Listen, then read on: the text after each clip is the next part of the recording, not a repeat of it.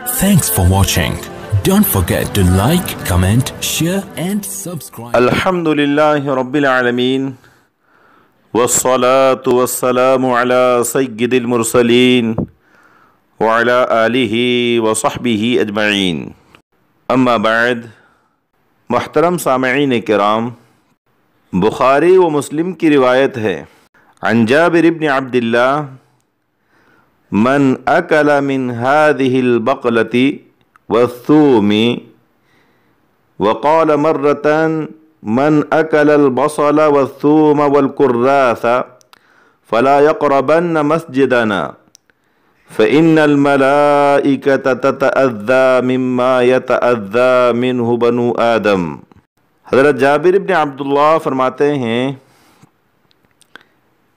کہ رسول اکرم صلی اللہ علیہ وسلم نے فرمایا، جو شخص پیاز، لہسن اور پیازی یعنی وہ پودا جس کی پیاز کی طرح لمبی لمبی اور گول شاخیں ہوتی ہیں کھائے اور اس کے بعد منہ کی صفائی نہ کریں، وہ ہماری مسجد سے قریب نہ ہو، کیونکہ فرشتوں کو ان چیزوں سے اذیت ہوتی ہے جن سے انسانوں کو اذیت ہوتی ہے.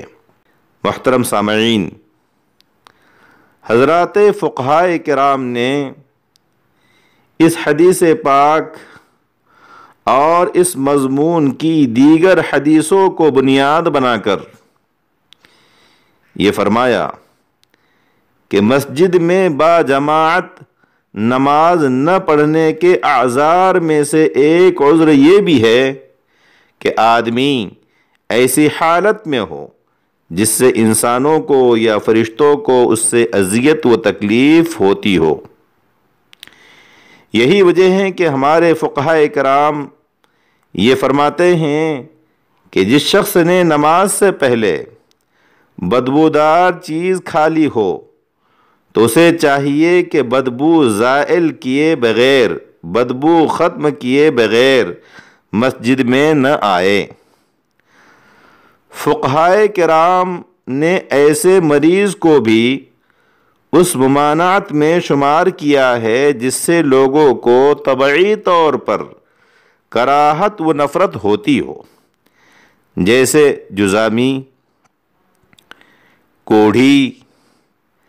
آپ صلی اللہ علیہ وسلم کے اس ارشاد اور حضرات فقہائے کرام کی تصریحات کی روشنی میں یہ بات کہی جا سکتی ہے کہ جو شخص یقینی طور پر کورونا وائرس سے متاثر ہو اسے چاہیے کہ وہ مسجد میں با جماعت نماز میں شریک نہ ہو، اور اگر وہ نہ مانے تو لوگوں کو یہ حق ہے کہ وہ اسے دخول مسجد اور شرکت جماعت سے روک دیں.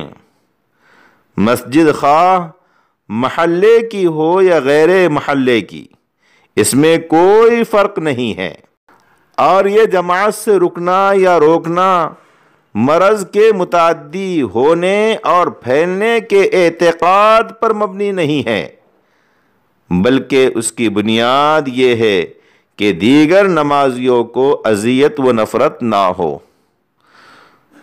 والسلام علیکم ورحمۃ اللہ وبرکاتہ.